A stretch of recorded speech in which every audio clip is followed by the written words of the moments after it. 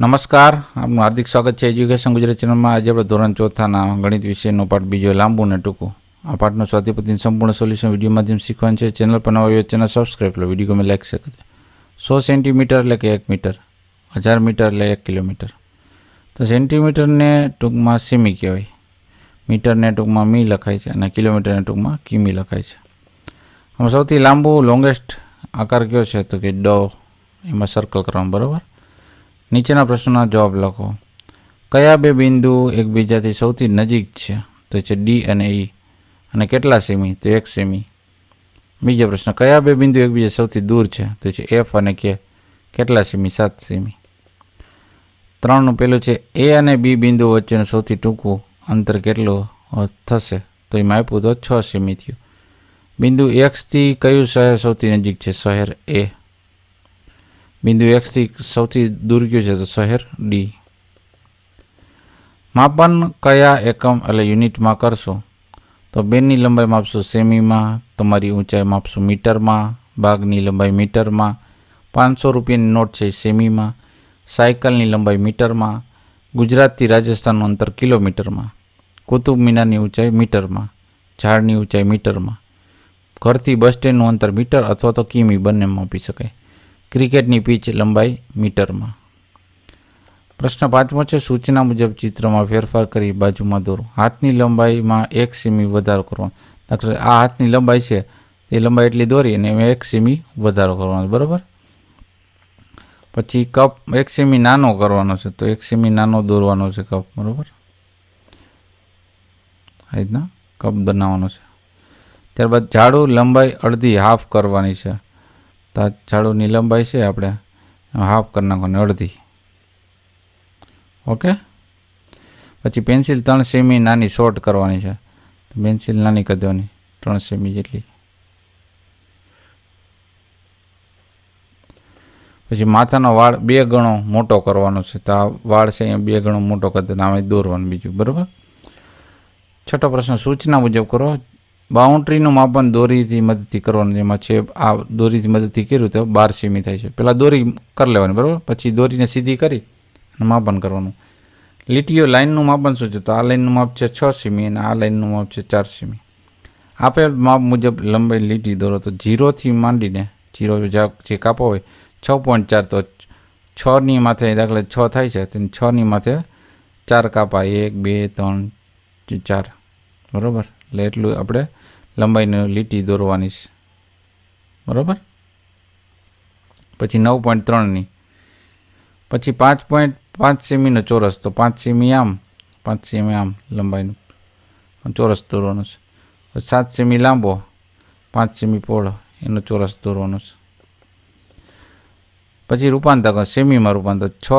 1 મીટરનું 100 semi તો 6 metre 600 થઈ ગયા. 45 મીટર 4500 સેમી થઈ ગયા. 73 મીટર 7300 સેમી. 8.4 છે એટલે 1 પોઈન્ટ ખસેડીએ એટલે 840 સેમી થાય. પછી 100 સેમીનું 1 મીટર, 900 સેમીનું 9 મીટર, 5 કિલોમીટર છે એટલે 1 કિલોમીટરના 1000 મીટર થાય તો 5 કિલોમીટર 5000. 670 સેમી છે. આમાં જો તો 670 સેમી છે છેદમાં એટલે 100 મૂકવા પડશે. કેટલા મૂકવા પડશે? 100. એક મીંડું કપાઈ ગયું, 1 પોઈન્ટ અહીં ખસશે એટલે 6.7 મીટર થઈ ગયું. અહીં 2.5 કિલોમીટર છે તો 2.5 એટલે 2000 ને વત્તા 500 એટલે 2500 મીટર થયા. રેડી. પછી અહીંયા 1 મીટરના 100 સેમી થાય, 3 મીટરના 300, 5 મીટરના 500, 50 મીટરના 5000 સેમી. 4.8 મીટર છે 480 સેમી. 520 થાય તો 5.2 થશે. 740 તો 7.4. 8.1 છે તો 810 સેમી થશે. 1000 મીટર એટલે 1 કિલોમીટર. 1800 મીટર એટલે 1.8. 3500 મીટર એટલે 3.5. 4300 મીટર એટલે 4.3.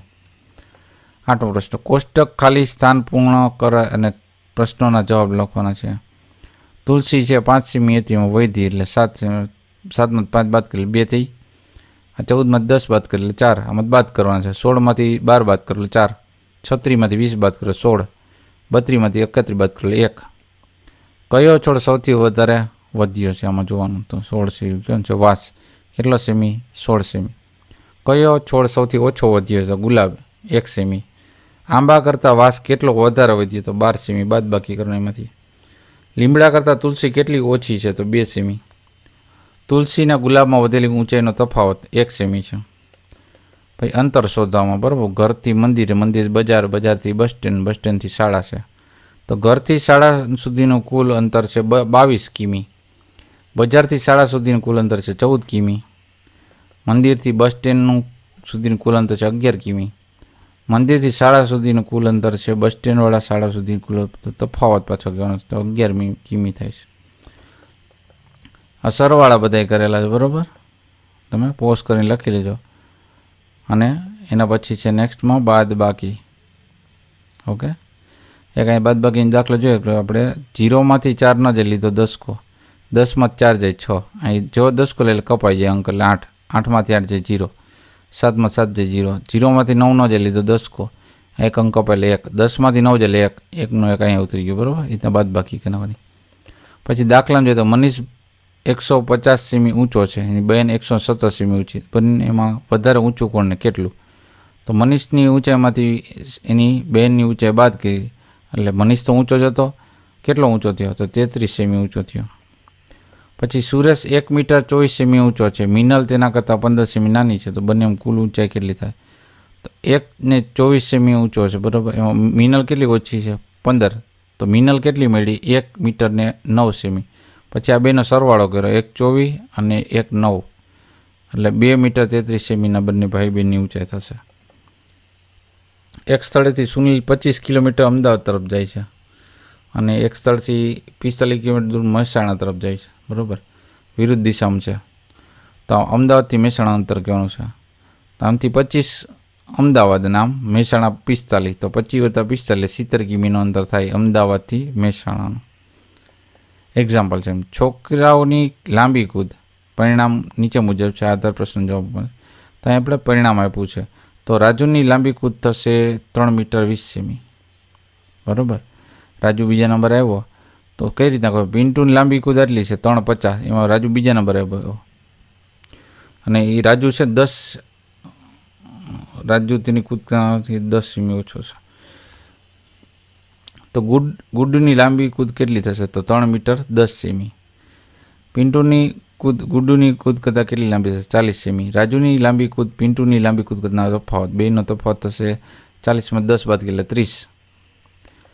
પછી ચિત્રના આધારે કહેવાનું છે. આમાં મિનલ ને બિનલ છે એ 6 મીટર દૂર છે જીનલથી, ને 3 મીટર દૂર છે પાયલથી, અને પાયલ છે એ એન્ડિંગ પોઈન્ટથી 6 મીટર દૂર છે. તો જીનલ પાયલથી કેટલી દૂર થાય? 3 મીટર. મિનલ અને બિનલ જીનલથી કેટલી દૂર થાય? 6 મીટર. મિનલ બિનલ સમાપ્તિ રેખાથી કેટલી દૂર થશે?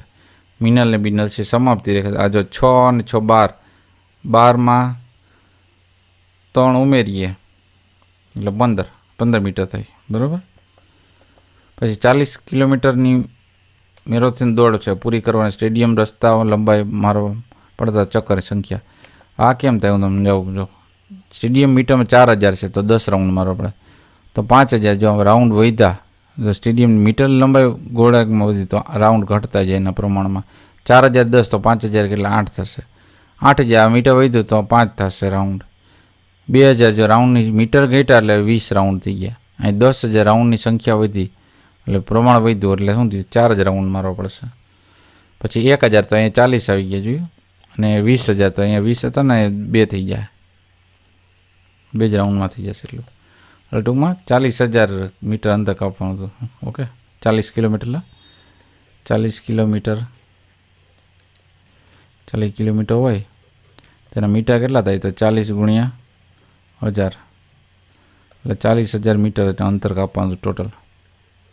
ઓકે, આ બેનો ગુણાકાર કરો ને એટલે 40,000 થઈ જવું જોઈએ. પછી 66 મીટર એટલે થશે 6600 સેમી. 6 મીટર 60 સેમી એટલે થશે 660 સેમી. 6 કિલોમીટર 60 સેમી તો થશે 6060 મીટર. 606 મીટર એટલે થશે 60,600 સેમી.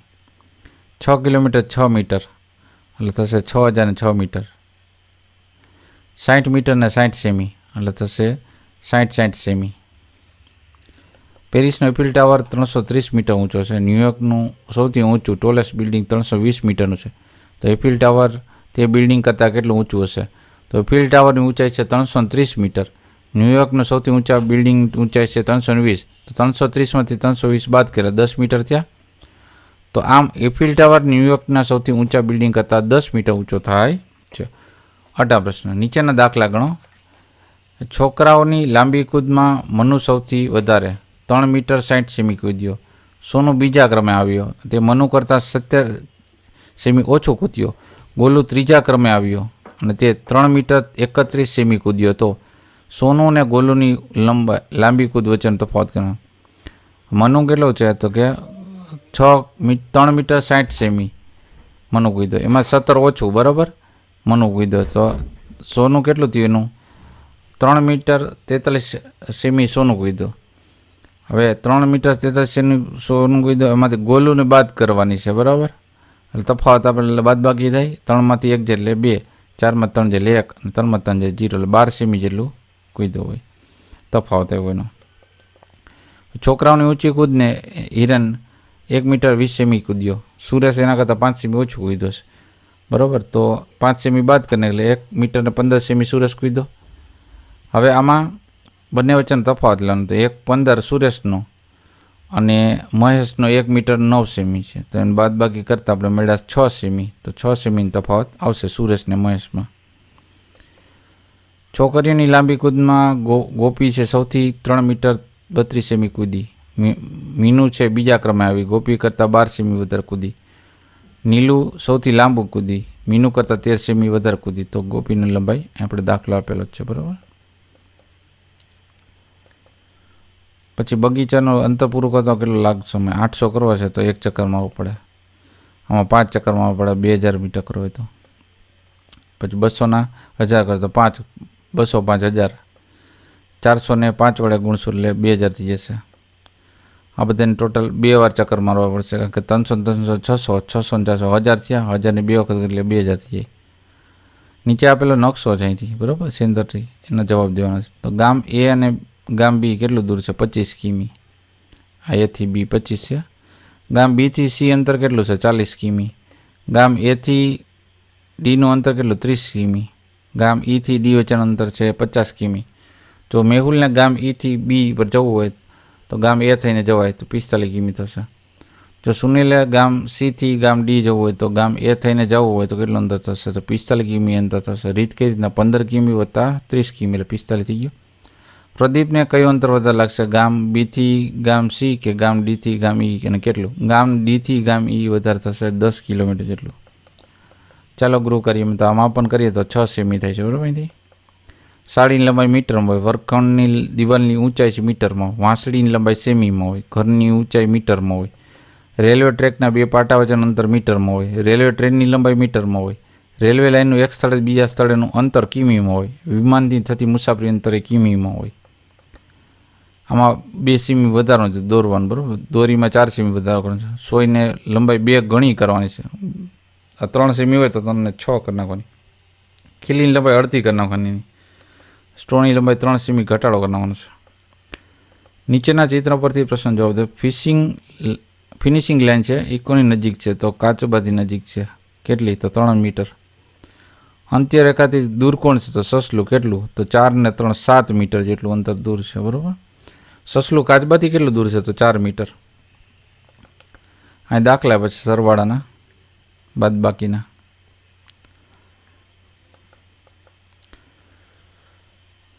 વધારાના પ્રશ્નો પણ છે, તમે નોટ ડાઉન કરી લેજો વિડીયો પોસ્ટ કરીને. કુલ અંતર કહીને સરવાળો આવશે, બરાબર, બધામાં.